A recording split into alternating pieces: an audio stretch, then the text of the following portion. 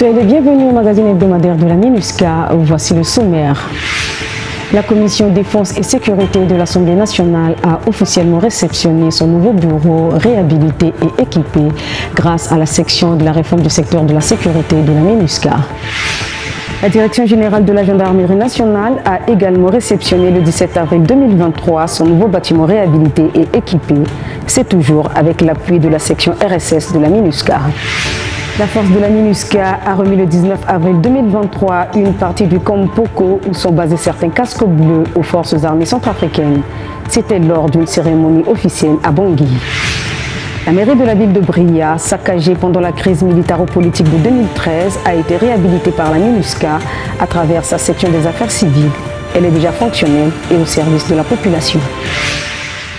La Commission Défense et Sécurité de l'Assemblée nationale est un organe de contrôle qui a pour rôle de plaider pour l'amélioration du budget alloué aux forces de défense et de sécurité. Pour jouer pleinement son rôle, elle a besoin de cadres de travail décents. C'est dans cette optique que la MINUSCA a réhabilité et équipé un bureau pour son fonctionnement. La Commission Défense et Sécurité de l'Assemblée nationale a réceptionné ses bureaux réhabilités et équipés par la MINUSCA.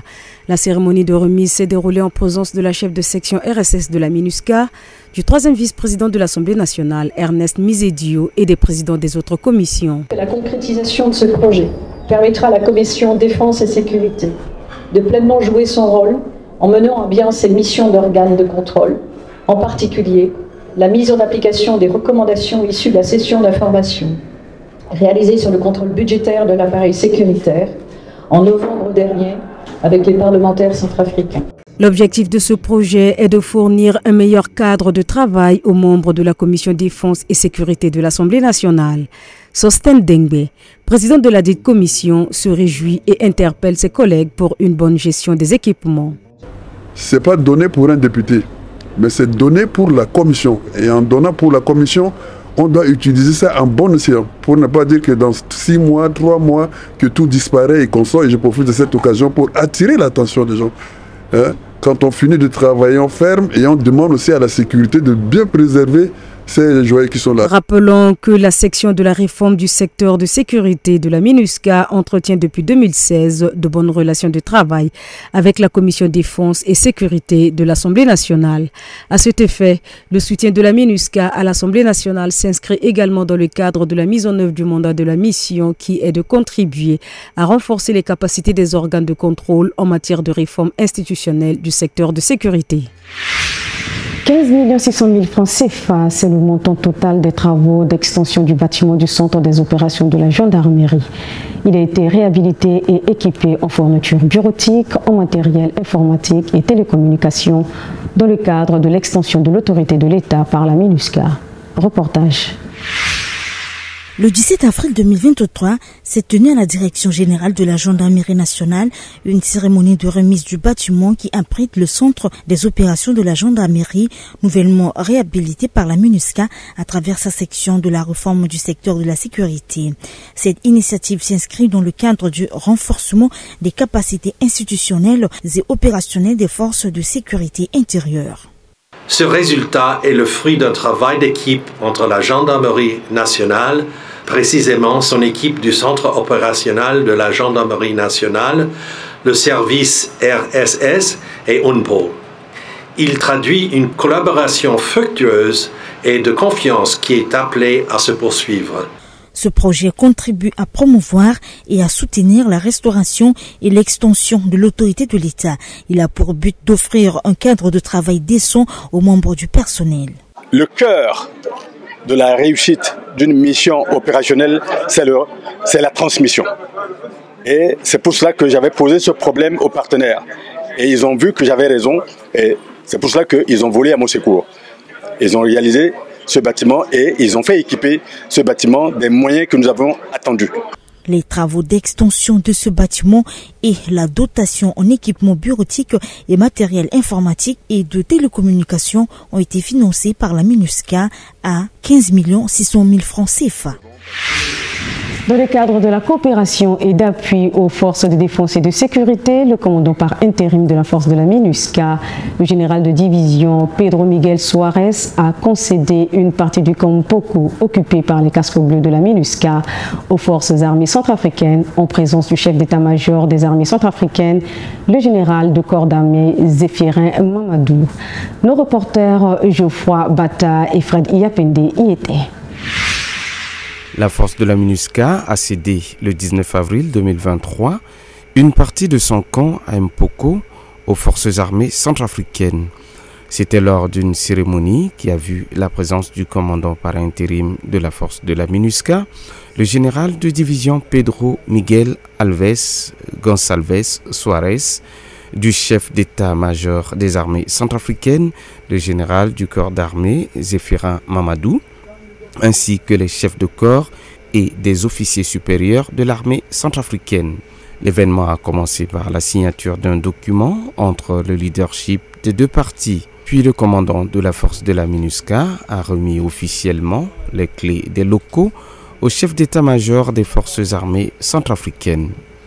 La délégation s'est ensuite déplacée au mât des drapeaux où elle a procédé à la descente du drapeau des Nations Unies qui a été remis au commandant par intérim de la force de la MINUSCA, le général de division Pedro Miguel Alves Gonçalves Suarez. Après cette séquence, le chef d'état-major des armées centrafricaines remettra à son tour le drapeau de la République centrafricaine à un élément FACA qui procédera à la levée des couleurs. Après avoir hissé le drapeau centrafricain à la place du drapeau de l'ONU, l'hymne centrafricain a été entonné par la partie centrafricaine, indiquant ainsi que le site est désormais au contrôle des forces armées centrafricaines. La MINUSCA a laissé en place quelques installations aux forces armées centrafricaines dans ce site pour utilisation. Rappelons que cette partie du site a été occupée conjointement par l'armée française et les casques bleus de la force de réaction rapide portugaise. Depuis que la force française a libéré le site le 15 décembre 2022, c'est la MINUSCA qui assurait la sécurisation des lieux jusqu'à sa libération définitive. Pour faciliter l'accès des populations aux services publics qui ne disposaient pas de locaux administratifs, la MINUSCA a réhabilité et construit un bâtiment annexe à la mairie de la ville de Bria dans la préfecture de la Haute-Coteau. Il permet de fournir les services de base aux populations, notamment la délivrance d'actes de naissance ou l'enregistrement à l'état civil et autres. Geoffroy Bata et Loïc Goto étaient sur le terrain.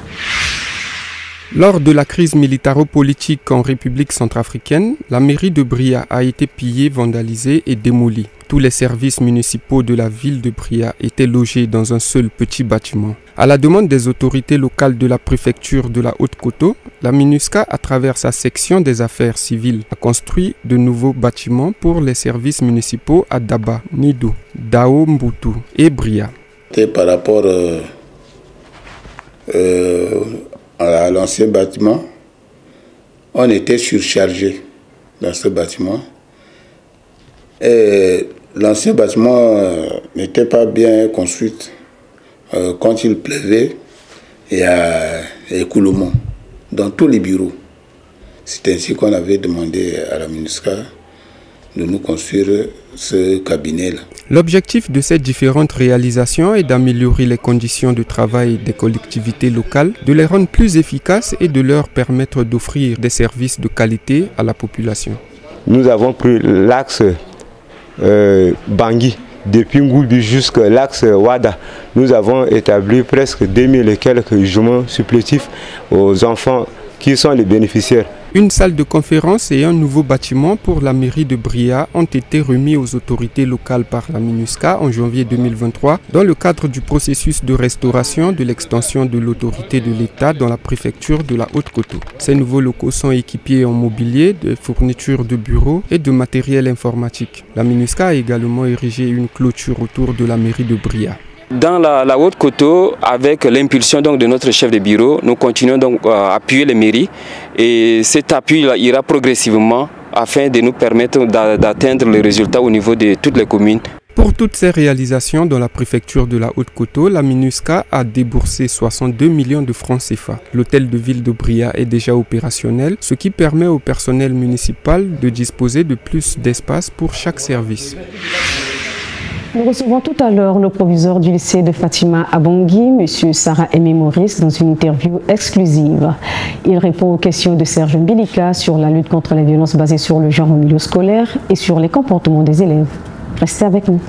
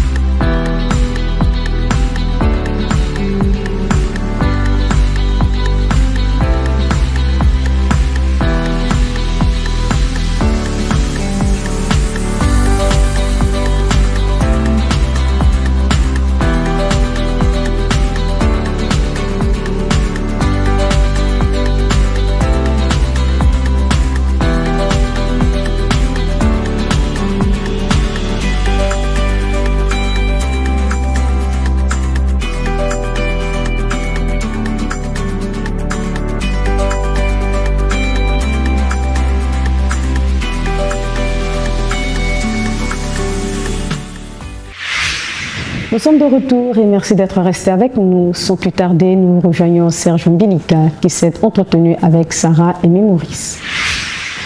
Bonjour Sarah Aimé Maurice. Bonjour. Vous êtes le proviseur du lycée de Fatima. Votre établissement est l'une des structures qui a été fortement secouée par la crise de 2013. Parlez-nous de son fonctionnement. Le lycée de Fatima a repris normalement les activités après les différentes crises que le pays a connues, et particulièrement la ville de Bangui.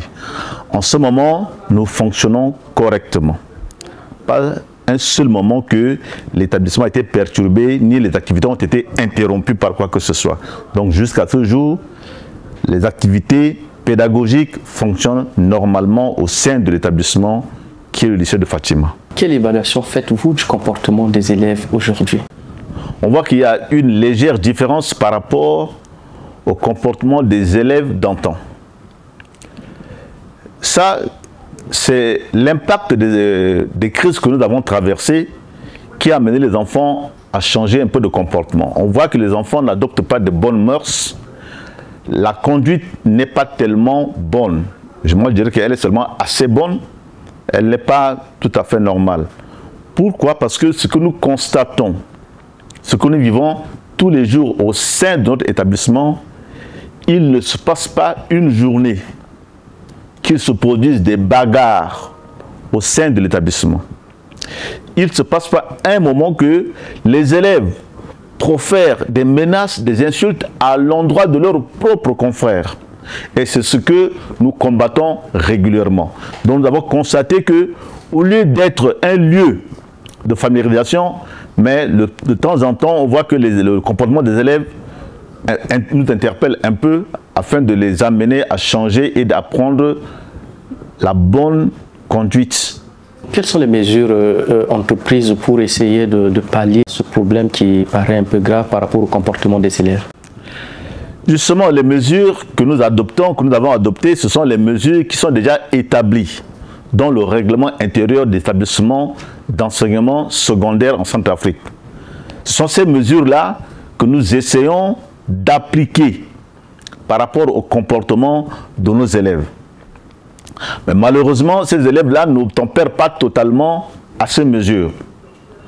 Parce que peut-être qu'ils sont habitués à ça, tout ça là, bon, ils ne veulent pas tellement se conformer à ces mesures. C'est ce que nous déplorons. L'unité mixte d'intervention rapide et de répression des violences faites aux femmes et aux enfants a organisé avec le soutien de la MINUSCA une campagne de sensibilisation sur la violence basée sur le genre en milieu scolaire.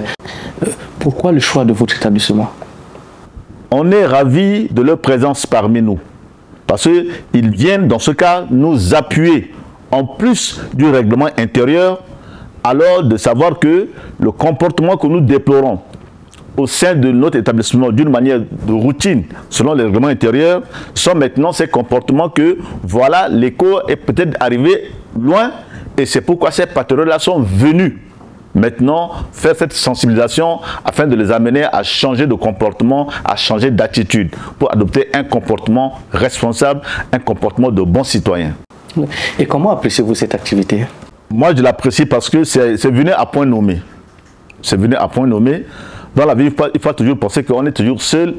Quelquefois, quand vous faites quelque chose, il va falloir que vous soyez appuyé. Et comme ça, le partenaire qui est devant vous comprendra que, ah bon, moi j'ai pensé que ce que le gars là fait là, il est seul, mais quelqu'un vient encore l'appuyer dans ce sens-là, peut-être que la personne va prendre conscience de cela.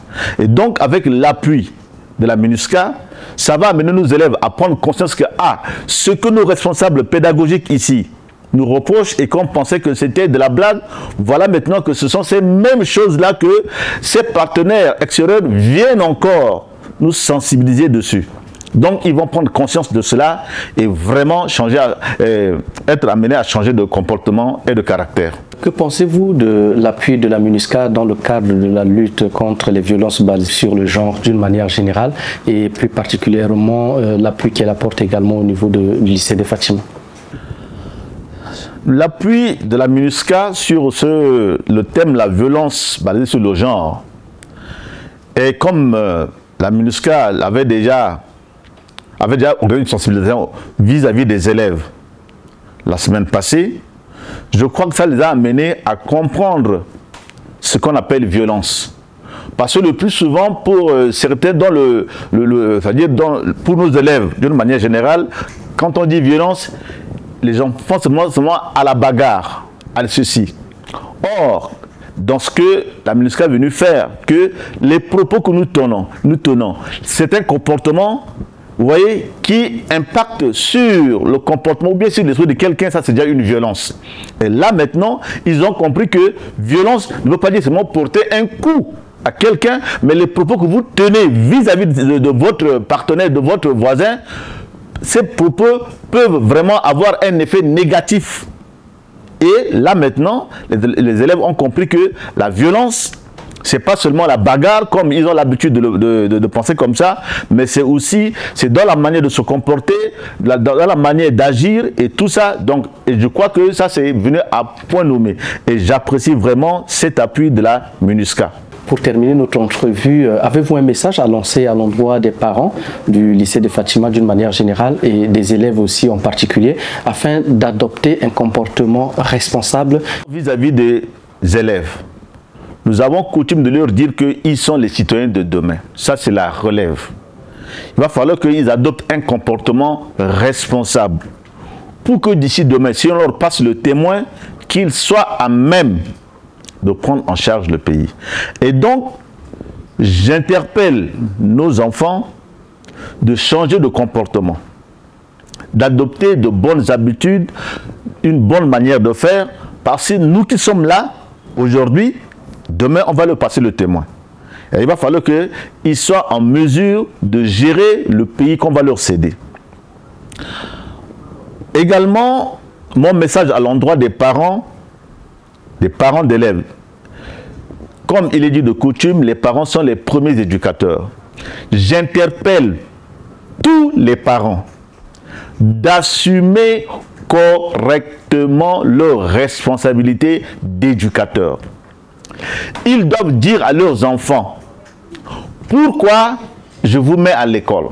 Ils doivent veiller sur la conduite de leurs élèves. Et je demande, je sollicite que la MINUSCA et l'UMIR continuent à nous appuyer. Que ce ne soit pas seulement la seule sensibilisation, mais que ça se répète. Parce que chez nous, on dit que l'éducation, c'est l'art de la répétition.